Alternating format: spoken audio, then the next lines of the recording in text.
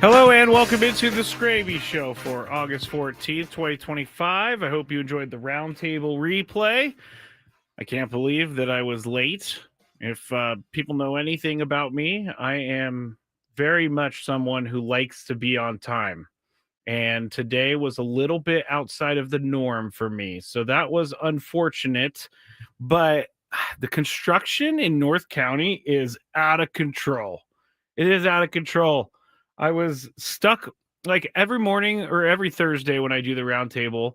Got to be down here like earlier than I normally am, and I had to check the traffic, and it said everything was fine. So I took the way I wanted to take, and then boom, they try to get a semi across the street and trying to turn this semi, and the semi couldn't make the turn. And so I had to back up like 7 times, and then I had to go forward 7 times. It was basically all about, it was basically like Austin Powers when he's trying to get out with the little go-kart. But I cannot tell you how annoyed I am with all of the construction in Encinitas right now. It is everywhere. So I need to leave a little bit earlier. I need to leave a little bit earlier because I do not want to get caught around that construction. There's like a back way I can go. It takes an extra 7 to 10 minutes depending on the traffic. And I thought about going that direction, but I didn't, and I immediately paid for it. And I was just sitting there in the car. I was like, I'm gonna make it. I'm gonna make it. I'm gonna make it. And then I got here. I couldn't find parking. It was a disaster this morning. And my daily gripe is going to be about something that happened to me on the drive down. It happened to me, and it's not what you think. I guarantee you that you cannot guess what my daily gripe is because I've been holding this secret all day long, and I'm ready to reveal it. It's probably something I probably shouldn't reveal, but I'm going to anyway. So you'll have to stay tuned for that. We have a lot to talk about tonight, and we got a little bit more to talk about when the news that Michael King was going back on the IL. And if you're just tuning in right now, the news came down about, 3 o'clock or so. The Padres tweeted out that Michael King has been put on the 15-day IL due to knee inflammation, and Randy Vasquez has been called up from AAA. Now, he hasn't been named the starter, Randy Vasquez. He has not been named the starter, but you got to think he's going to be the starter, or at least an opener. I mean, you don't call up Randy Vasquez to not use him, and Michael King was scheduled to start tomorrow. So since he's not going to go, Randy Vasquez would slide right in there, in my opinion. I mean, it's pretty no-brainer, but they haven't made that announcement yet.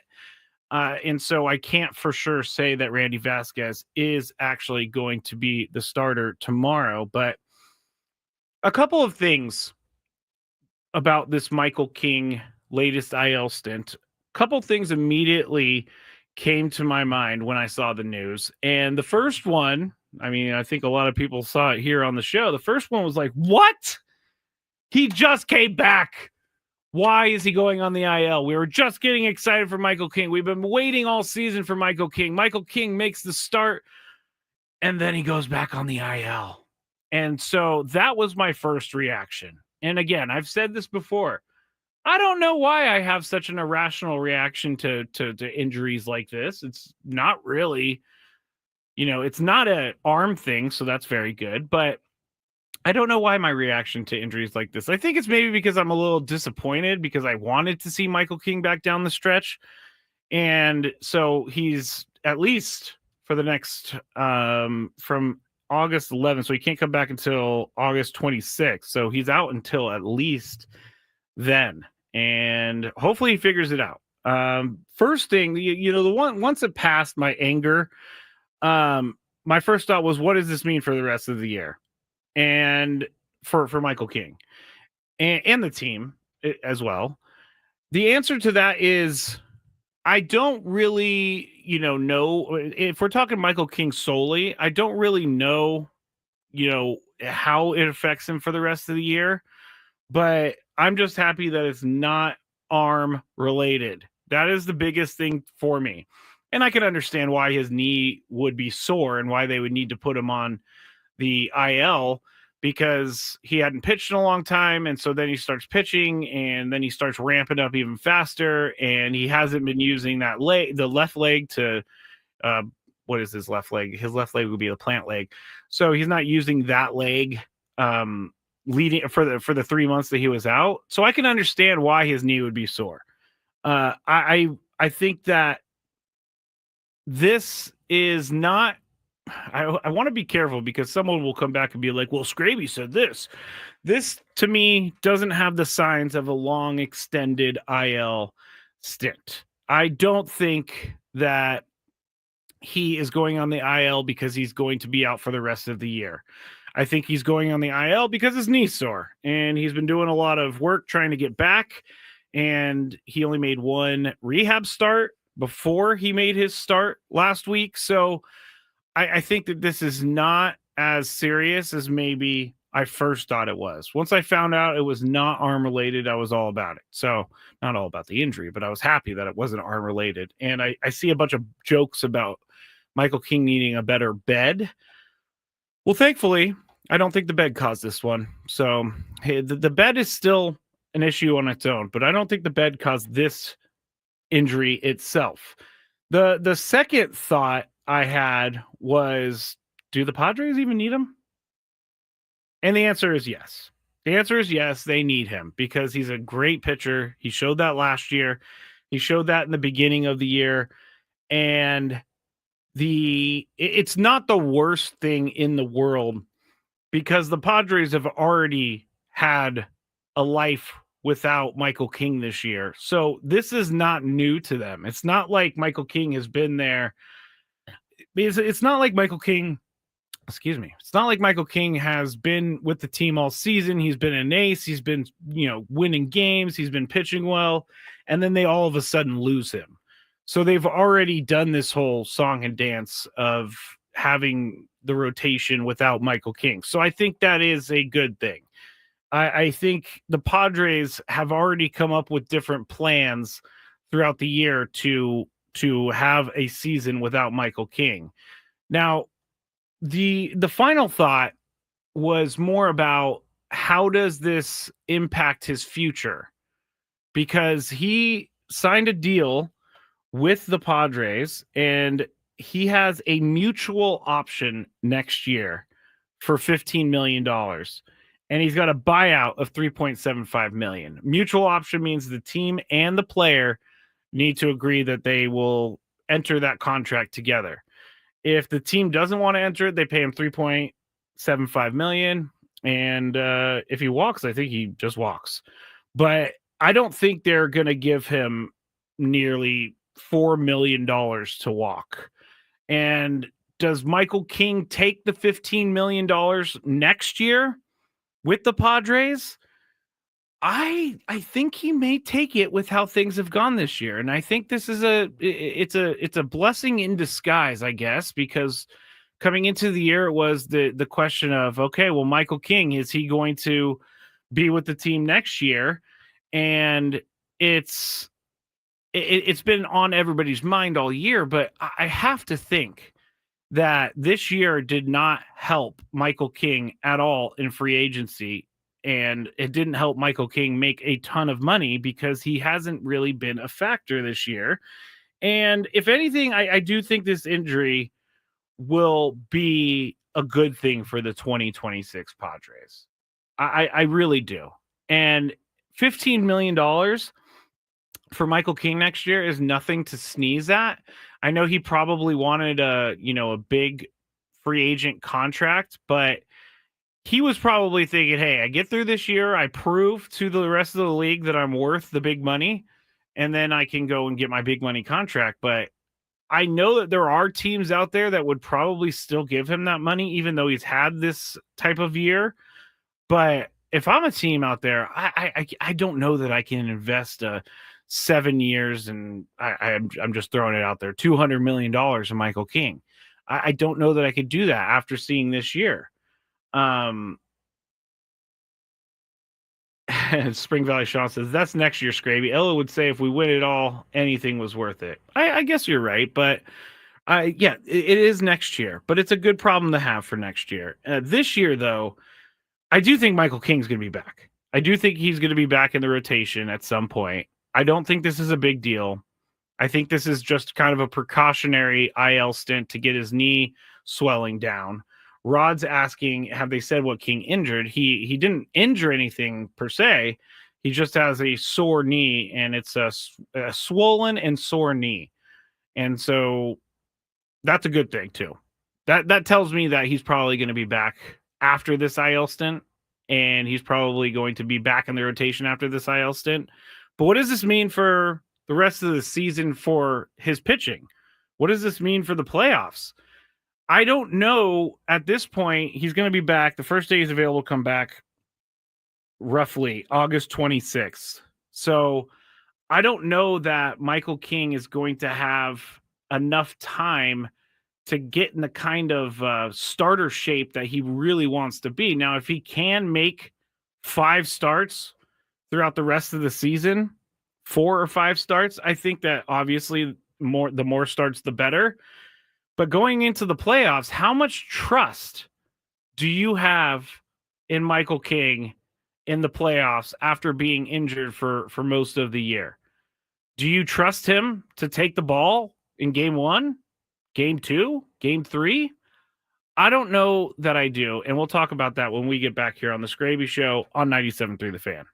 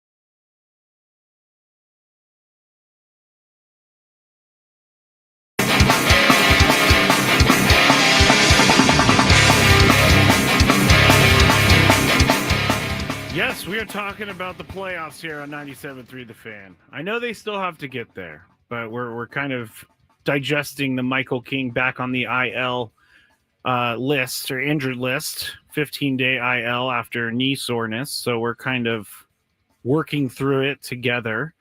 And I said in the first segment that this is nothing new for the Padres. They have been dealing with a team without Michael King all season long, basically. So it's not like it's going to be a huge shock to the system that he's going back on the IL. By the way, this is a Skraby Show. Should have started with that. I'm Matt Skraby. If you want to watch the show, you can. It's on YouTube. Just search 97.3 The Fan when you go to YouTube, or you could search the Skraby Show, or you can go youtube.com/@the Skraby Show. You can also go to X at Matt Skraby. And if you're wondering about the last name, it's SKRAB as in boy Y. And on Facebook, it's 97.3 The Fan as well. So we still got the Daily Gripe. We still got some, there's an article that I saw earlier today, and I kind of want to talk about it. It'll be a short edition at the end of the show, but someone went out there and tested out being a cord cutter, and in order to watch all of the NFL games, they went and did the math, and I'll tell you how much it costs to watch the NFL. So we'll get to that in a little bit. But we were talking about the playoffs, and we were talking about Michael King. And here's what we're going to do. We're going to pretend like it's a 5-game series. And you won't need more than 3 starters in a 5-game series, because you can go back to the top of the rotation and you could use the first starter. So I guess my three right now, in no particular order: Pivetta, Darvish, Cease. And Nick Pivetta's been solid all year, so we can count on that. Dylan Cease struggled this year, been a little bit better lately. And Yu Darvish just came back, but he's looked pretty good in a couple of his starts. And Yu Darvish, you're not paying Yu Darvish the money that you're paying Yu Darvish to leave him off of a playoff roster or not get some sort of use out of him. And he is great in the playoffs. So you want Yu Darvish there. Where does that leave Michael King? Where does that leave Michael King? If Michael King, say, comes back after this IL stint, let's say he makes 4 starts throughout the rest of the regular season, do you think that he should be one of the 3 guys in the 3 starters in the rotation in a 5-game series in the playoffs? I don't know that I can do that. I don't know that I can put Michael King in my rotation and see if he can shake off that rust. Now, granted, in this scenario, I'm giving him 4 starts to work up to it.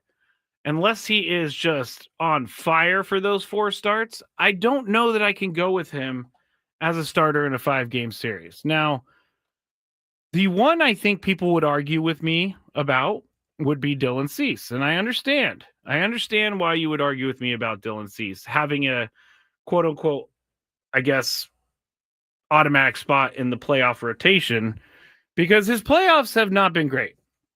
And if you're looking at the entirety of his playoffs, he's pitched in 4 playoff games. He pitched in 1 as a reliever back in 2020. So he went an inning and he didn't give up anything. In 2021 with the White Sox, he started a game. He only went 1 2/3 innings, and he gave up 3 earned runs and walked 3 in that time. So that's not great. Now we fast forward to last year. He started against the Dodgers at Dodger Stadium on October 5th. He went 3 1/3, gave up 5 runs, 6 hits, walked 2, a home run. He still struck out 5. Padres lose that game. Then his final start last year, and this is in the postseason, would be on October 9th. And he went 1 2/3 inning. He gave up 4 hits, 3 earned runs. He only walked 1, but he only struck out 1. And the Padres lost the game 8-0. And so I get, if someone were to come back at me with, you put Dylan Cease in there in the rotation, I don't agree with you. I don't necessarily think I would disagree with that person.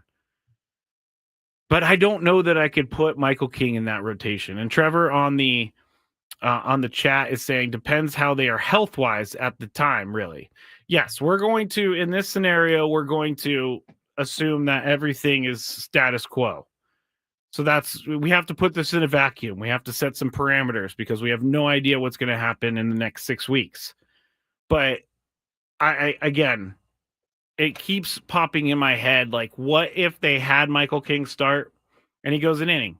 But what if they have Dylan Cease start and he goes an inning?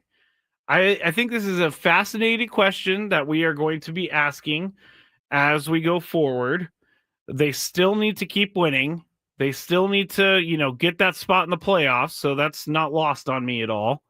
But it is something I'm sure, even though Mike Schilt, second half Schilt, would never admit to this, then admit to looking forward. But I have to think that they're already talking strategy for these types of things. And if they're not going, if they're not talking strategy, they're getting deep into strategy. They're talking about the overall picture of where they want to be when they enter the postseason. So I think that third spot in the playoff rotation is something that is going to be a very interesting conversation and very interesting to see how it plays out as we go forward. Oh, Trevor says, I'd say King not in the top 3 then. I agree. I don't know that I could go with Michael King. But if he has like 4 really, really good starts, maybe he works his way back in there. And we saw him last year in the playoff game. I mean, if you want to look at playoff games and playoff performances, last year Michael King was pretty darn good during the postseason. And he made a couple starts. He made one in the wild card that I'm just trying to get the exact number of strikeouts. Yeah, he struck out 12. He went 7 innings, struck out 12 in that game, no runs, no walks. He faced 26 batters, and the Padres got the win 4-0. Then he pitched again. The next time he pitched was 7 days later against the Dodgers. Padres ended up winning this game, but he went 5 innings. He gave up 5 runs, and they ended up winning this game. So it's not a mixed bag, but you see the upside and the ceiling of Michael King when you look back on his 7 innings of 12 striking out 12 against the Braves last year in the wild card series. That is tempting to just put in the rotation in the playoffs. All right. I'm done looking forward, I promise. And we're going to actually talk about something we talked about on the roundtable, which is the Fernando Tatis Jr. maturity. And I don't know if people find this to be as important to them as it is to me, but seeing maturity and seeing growth is a huge part. Is seeing growth in someone is not fun for me to see. That's kind of a weird word to use, but I appreciate when I can see growth in people. And I'm someone who has definitely grown over the years, and I have become more mature over the years. I was not mature in my 20s, and I can't imagine being a Major League Baseball player like Fernando Tatis Jr. And at the age of 26, I just would not put myself in a good spot back then. But you can definitely see the changes in Fernando. And some say it's sulking. Some say it's not sulking. I'm on the side of it's not sulking. Because if you see the Padres win the game, who's the first guy like to go over and congratulate the team? Fernando's running into the middle, running into the center field, cheering with his teammates in the outfield, and then he runs in and he cheers with the rest of his teammates. And I think that's the biggest sign to me is that he has seemingly, and I don't know this, but he's seemingly been a better teammate this year than he has in past years. And I don't like to bring up his past, but there have been incidents that you can't look past. But in this case, he's growing and he's becoming more mature and he's not going the wrong way. So I appreciate that. But when you are supposed to be one of the superstars of the team, and then you break your wrist in the offseason and you have to miss time, and then you get popped for steroids and you have to miss time, that puts your teammates in a really, really tough spot. And I wondered at the time when Fernando returned to the team, I wondered, how is he going to handle this? Is he going to be a guy who walks in there and acts like nothing ever happened? Is he a guy who's going to go in there and talk to each one of his teammates? Or is he a guy that is going to go in there and just put his head down and work? And the answer that we've seen is that he just puts his head down and work. And I think that that is growth in itself. Instead of coming back to the team and causing problems and blah, blah, blah, he's never really been a causing problems guy within the clubhouse. But the way that he's handled his success and his failure this year has been eye-opening to me.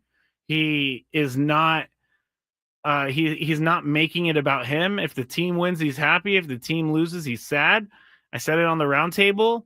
His whole approach to the plate tells me that he's a team player, because instead of padding his stats and hitting a bunch of home runs or trying to hit a bunch of home runs and more strikeouts, he's instead walking more. He's instead getting on base more, and that's helping your team.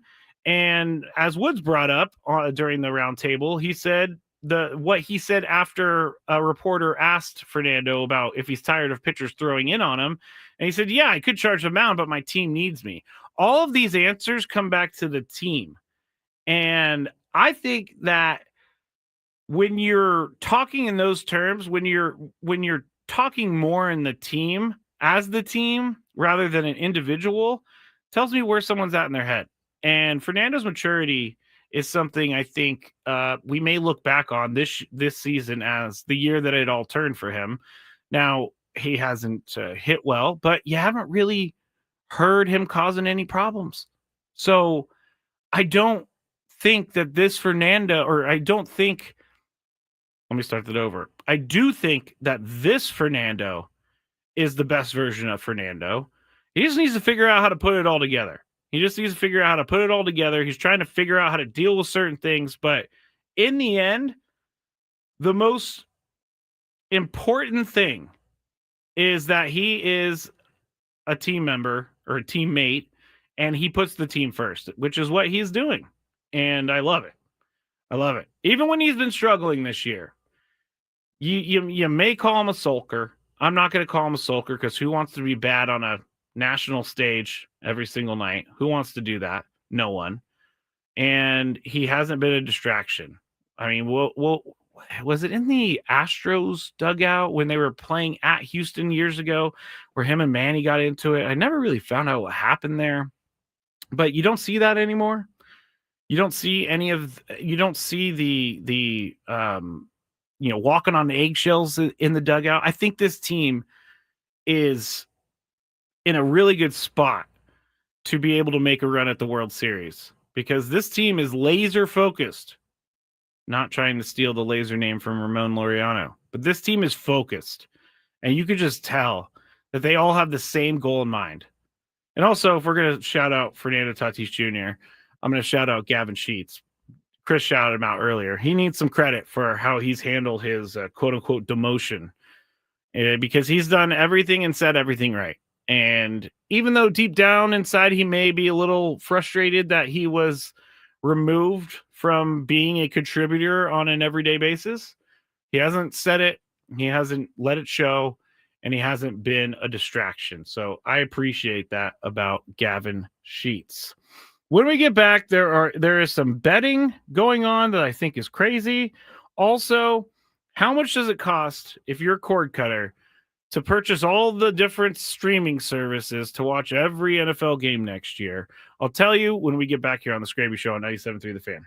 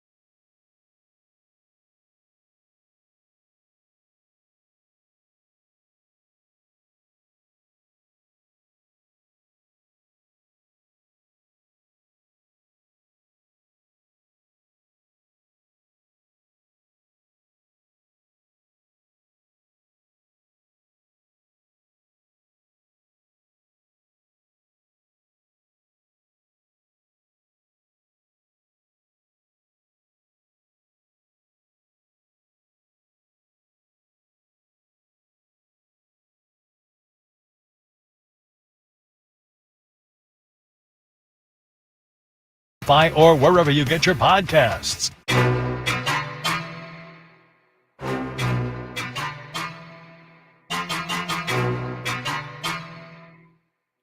Final segment of the Skraby Show for the week, actually. Before we head into the big series with the Dodgers and the Padres over the weekend up in LA, I know Sam Levitt is going to be up there. You know it's a big series when Sammy Lev makes the trek up to be at the game. You know it's a huge series. We're going to talk about this thing with Little League that's crazy to me. We're also going to talk about the cord cutting and how much it would cost to watch every single football game if you're a cord cutter. But I got a tweet in the break. And again, you can watch the show if you would like. Just go search 97.3 The Fan or go to youtube.com/@the-Skraby-Show. You can also go to Twitter @MattSkraby. But I got a tweet in the break that I have. There we go. I did save it from Josh. And so we'll talk about that in 1 second. But that carrot cake, the carrot cake from Mike Vrabel on his birthday, that is kind of psychotic, I have to say. I'm not a big carrot cake fan. I don't know if anybody else out there loves their carrot cake, but I am more of like a red velvet cake guy on my birthday. I think so. I think red velvet usually is where I go with that. And I don't know. Carrot cake, though, is just kind of weird. Kind of weird, I have to say. All right, here's the thing with Little League that, I mean, this has been caused by everybody else. This is not a Little League problem. This has been caused by all the different sports entities that have taken all of the sports betting money that they can from people. And so the Little League Twitter account, or Little League, had to put out a statement because people have been caught betting on Little League games. Here's the statement. While Little League International continues to monitor the complexity and ever-evolving world of sports betting, we feel strongly there is no place for betting on Little League games or any youth sports competition. Little League is a trusted place where children are learning the fundamentals of the games and all the important life lessons that come with having fun, celebrating teamwork, and playing with integrity. And no one should be exploiting the success and failures of children playing the game they love for their own personal gain. The comments are kind of funny. But here's what I have to say. Like, it does not surprise me one bit that people are betting on Little League games right now. There's got to be some sort of limit for what you can bet on, because I think you're putting way too much. I think you're putting too much of the decision-making power in the consumer's hands. And when you have someone who is addicted to gambling, they are not going to stop. It's not going to happen. So I don't know what can be done about this, because there are people who bet millions of dollars because they have the millions of dollars. And there are people who bet thousands of dollars because they have thousands of dollars, and then they get kicked out of their houses because they've lost all their money. And I was talking to a friend the other day about this, and we were kind of throwing around like these sports betting websites should 100% cap your bets. You have to have some sort of cap. And I know that people are going to be like, well, I can bet whenever I want. I'm American. Yeah, you can, but not everyone can control themselves. And this is becoming each and every year a bigger problem. And you see guys with the Guardians that are out under investigation. I think and Ohio's trying to make some sports betting law where you can't have prop bets based on first pitches and any single event that can be controlled by one human. So that's progress, but it's not protecting the person. It's not protecting the consumer. It's not protecting the bettor. And that's who needs to be protected. It's very gambling to me is extremely similar to when I was, I am still an alcoholic. I just haven't drank in 9 years or coming up on 9 years.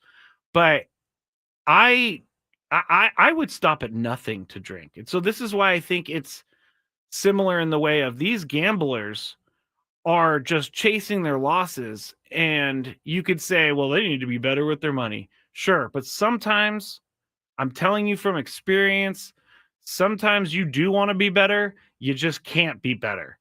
You just can't. And I lived that for a long time.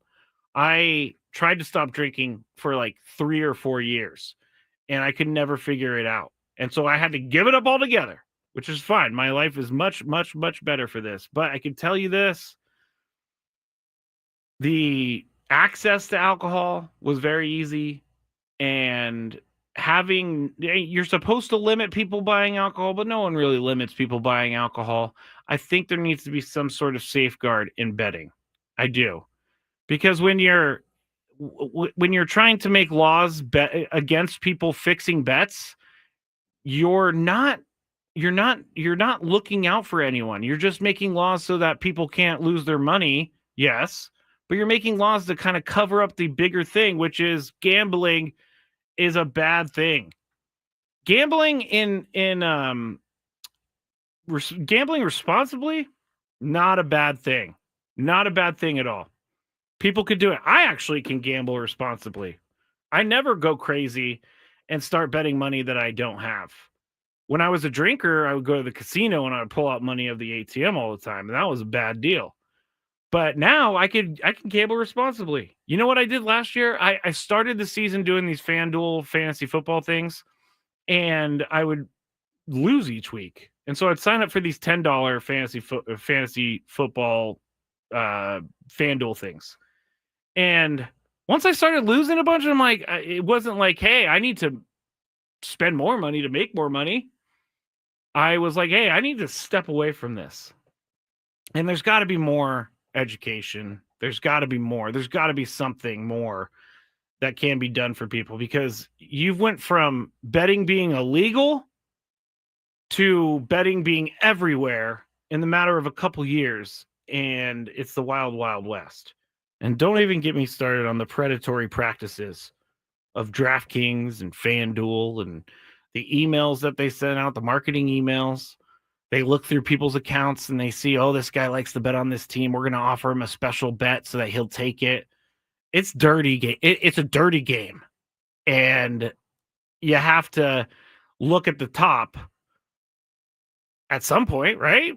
You have to. You have to go to these companies and be like, you guys are part of the problem. Sure, you're offering the service and you say it's up to everybody to gamble responsibly, but you're part of the problem. And gambling is a dangerous addiction, because there's nothing like that winning feeling, and it's nothing like the winning feeling, and there's nothing like that losing feeling, and then just absolutely spiraling and trying to chase the money. Mark says, I don't want to name the sponsor, but we have a couple sponsors here on the station. Get rid of the gambling ads like they did tobacco. See, I don't think that's a big, it's the access. It's not the ads. People were going to, I never saw, I wasn't really seeing cigarette ads at all growing up. I wasn't seeing cigarette ads, but you know what I did? I smoked some cigarettes. I used to be a smoker, like way back when in college, when it was like cool to do that. But it didn't stop the ads. The not having the ads didn't stop me from gambling, from smoking cigarettes. It's not about that. It's about kind of not controlling. It's about making sure that these companies that are making billions of dollars off of all of us have some checks and balances. Again, people can drink responsibly. People can gamble responsibly. But when you're kind of led down a path by some of these marketing emails and some of these different bets, and then you have like a super odds and things like that, like that's when it becomes predatory to me. It's not them advertising to begin with. Like it's on. All right, I've already been ranting about this forever. But I think people are understanding where I'm coming from here. It is something that is very near and dear to my heart. I don't know if you can hear it, but I feel very strongly about this. I'm not telling anyone to not gamble. That is not what I'm saying. I'm just saying be careful. And I'm saying that there needs to be some more regulations at the top to make sure that they're not taking advantage of people. All right, I didn't expect to go on that, but it all started from Little League. That's where it came from. People are betting on Little League. Come on. And I bet you, there are crazy enough people out there that could find these kids on social media and send them nasty messages, just like they do pro athletes. Bet you that's happening. Ugh, that's kind of crazy. Kind of crazy. Richard said it's on the individual, not the company. I somewhat agree with that, but when a company is preying on someone who has thousands, they can see how much money you've lost.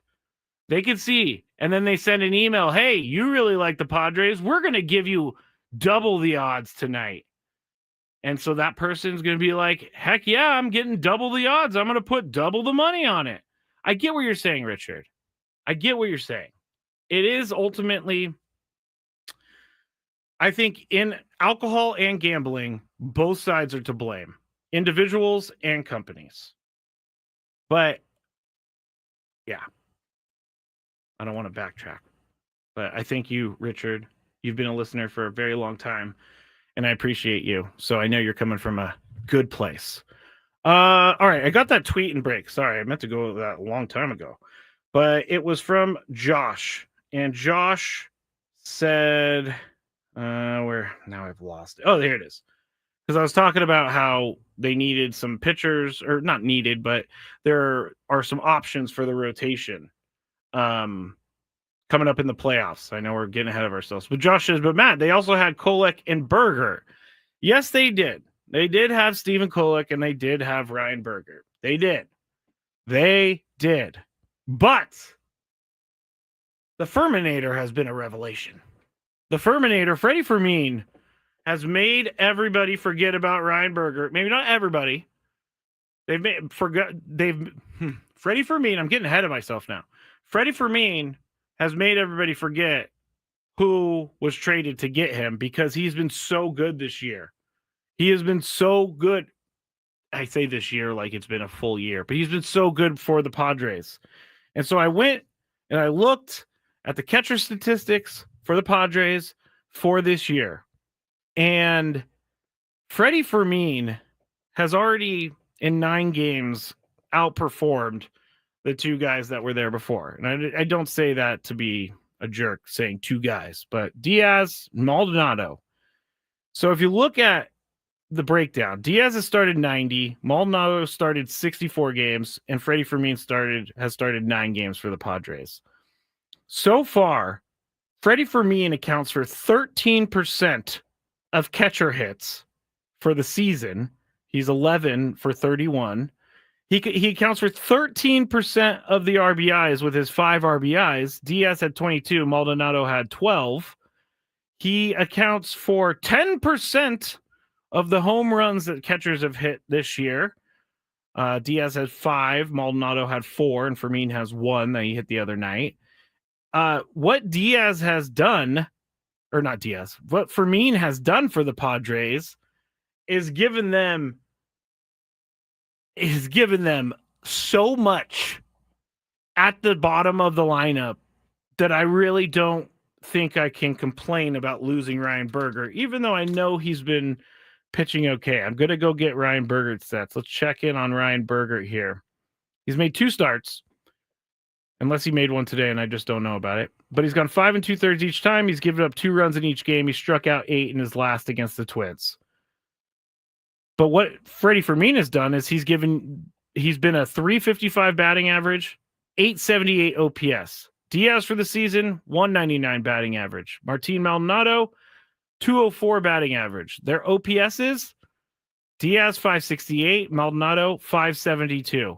I mean, we knew, and I was one of those people coming into the year saying, hey, Padres have told us they don't care if the catcher's hit or not. They just have to hit around 200, and they got to play good defense.